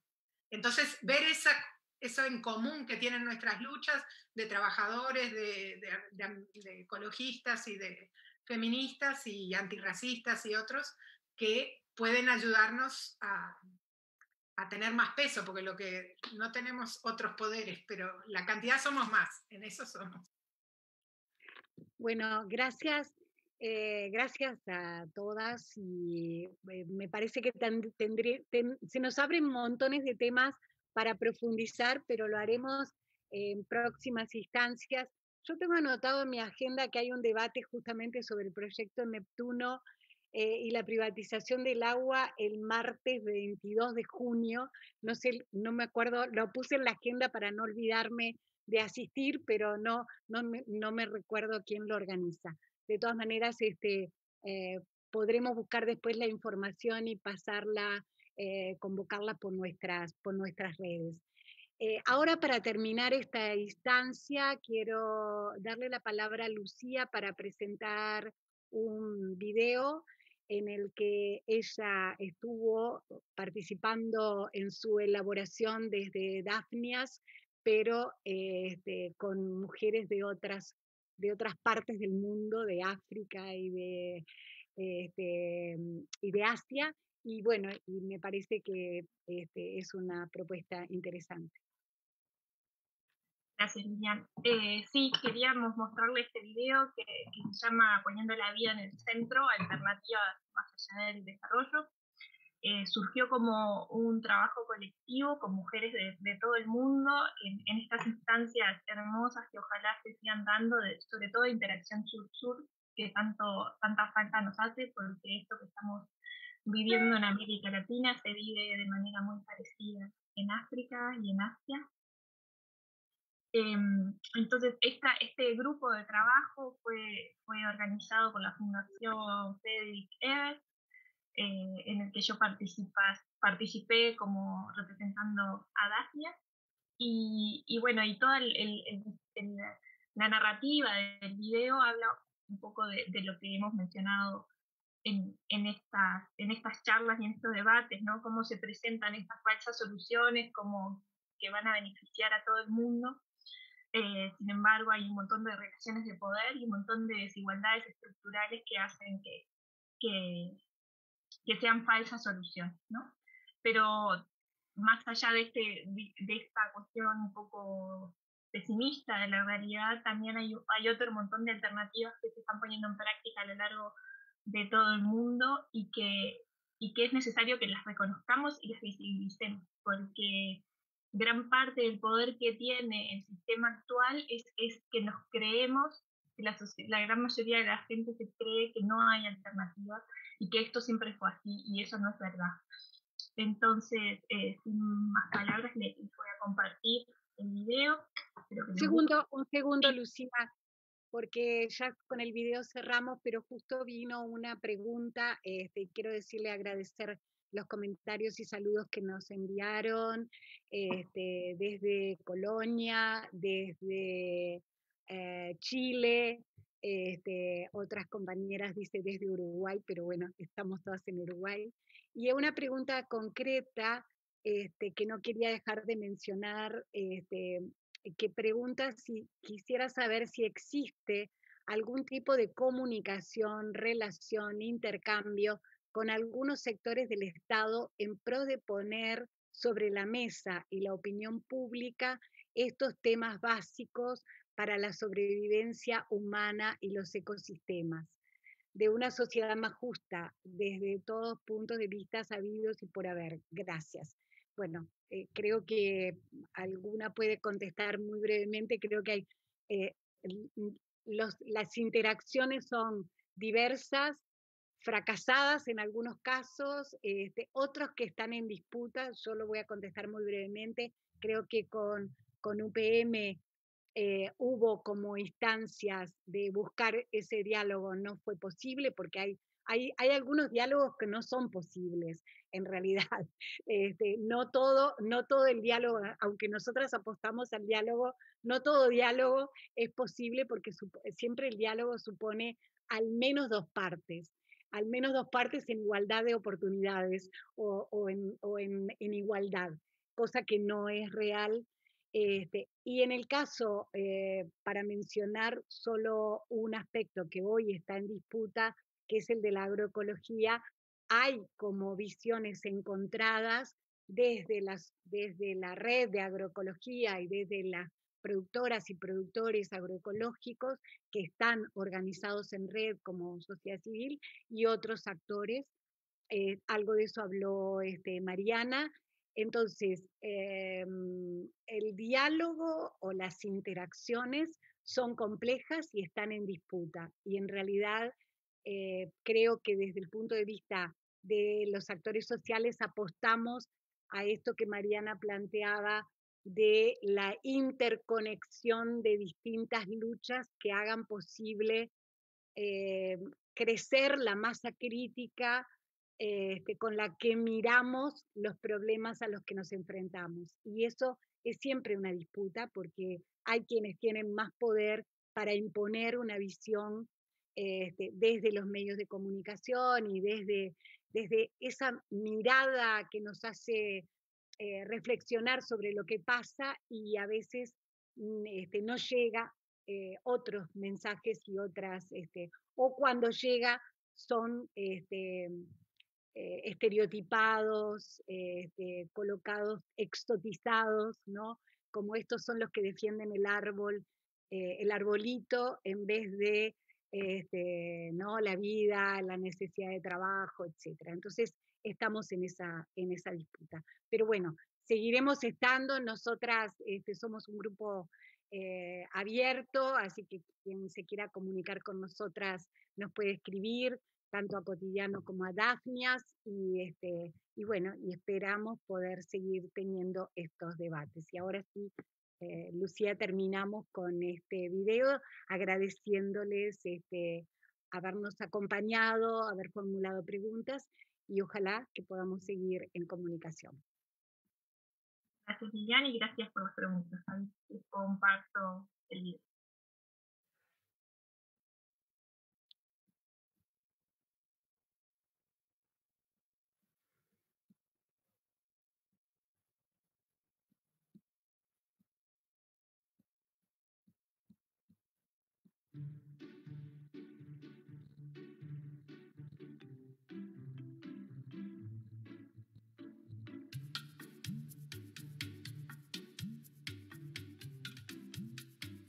Un mundo feliz se acerca. La ciencia y la tecnología permiten que los seres humanos superemos el hambre. Podemos producir en menos tiempo una mayor cantidad de alimentos que no se descomponen y que tienen un mejor aspecto y sabor. Las familias pueden comer de forma más barata y saludable.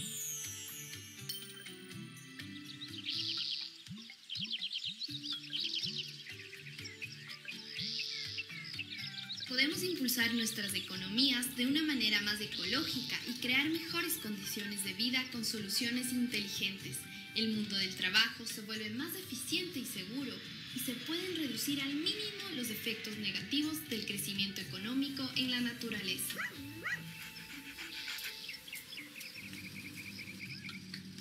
Los robots y la mecanización acaban con los trabajos físicos extenuantes. Aumentan la producción y reducen los costes. Obtenemos más valor con nuestro dinero. Las nuevas condiciones de trabajo flexibles impulsan la creatividad y el éxito económico. El Internet y sus aplicaciones hacen la vida mucho más fácil e interesante. Por fin, las mujeres pueden tenerlo todo: realización profesional, amigos, familia y diversión. Pero, ¿es tan así? ¿De verdad?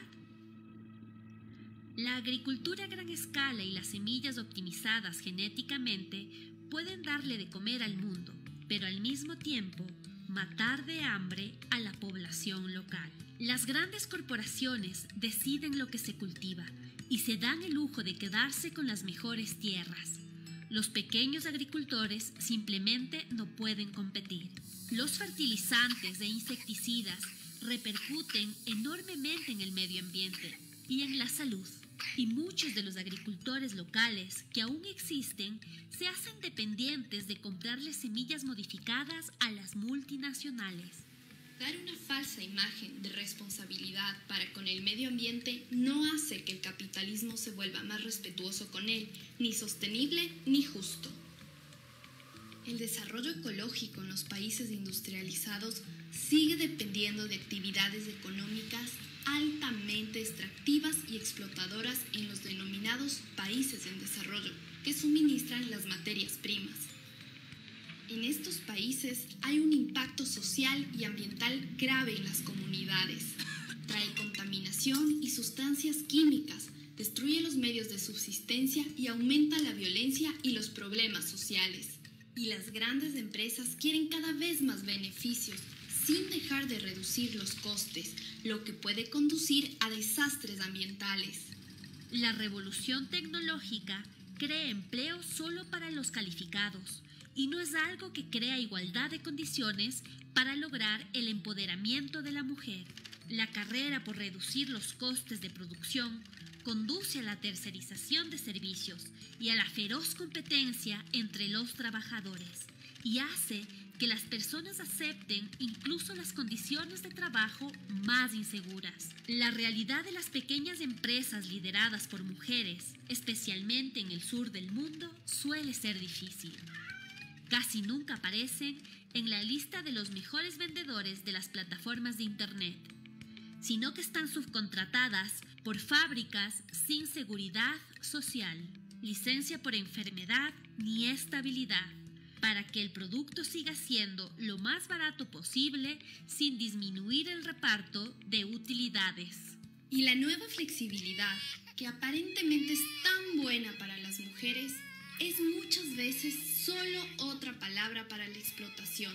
La crianza de los niños se sigue considerando mayormente una responsabilidad de la mujer. Más que empoderar, el trabajo flexible a menudo refuerza los estereotipos y ejerce más presión para alcanzar ideales inalcanzables. Aunque la economía de plataformas de cuidado puede hacer la vida más fácil para algunos, está trasladando el problema más abajo en la cadena. Las trabajadoras bajo demanda, que en muchos casos son las que migran para cuidar a otros, dejan atrás a sus propios hijos, a su familia y a los ancianos. Pero, ¿por qué? ¿Por qué aceptamos esto? ¿Por qué aún nos esforzamos tanto por mantener en funcionamiento un sistema en decadencia cuando tenemos otra opción?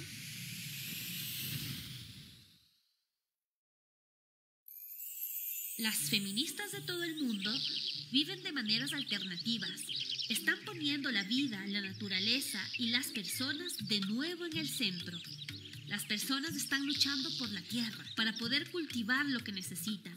Los bancos de semillas comunitarios reducen la dependencia y reproducen los conocimientos locales sobre cultivos y agricultura para luchar contra el hambre, sin poner sustancias químicas en el suelo que destruyen la biodiversidad y que ponen en peligro la salud de las comunidades y en especial de las mujeres. Las personas luchan por su derecho a decir no, para recuperar el control de sus territorios y reducir al mínimo absoluto la extracción nociva. Se puede endurecer el control sobre las grandes empresas involucradas en la minería y en las cadenas de materias primas, fortaleciendo los sindicatos, las normativas y los sistemas tributarios que redistribuyan parte del beneficio a las comunidades y hacen que la contaminación del medio ambiente sea una opción costosa para las empresas. Como consumidores, las personas apoyan conscientemente pequeñas iniciativas locales y compran en su comunidad. Cortan con los intermediarios y boicotean los productos de las empresas que no respetan las leyes laborales y ambientales. Las personas luchan por una vida que vaya más allá de la semana laboral de más de 40 horas, la constante optimización inhumana de nuestra productividad y la tercerización del trabajo del cuidado. Luchan por las condiciones adecuadas para compartir socialmente las cargas y las alegrías del trabajo remunerado y no remunerado, para integrar las actividades económicas, educativas, recreativas y políticas. Luchan por leyes progresistas que protejan los derechos de los trabajadores en un mundo laboral cambiante y por la deconstrucción de los estereotipos de género que están reforzando el capitalismo neoliberal. Debemos formar parte del cambio que queremos ver. Nuestro futuro no puede ser dictado por las posibilidades tecnológicas y los algoritmos. Construyámoslo juntas. El futuro es brillante y es feminista.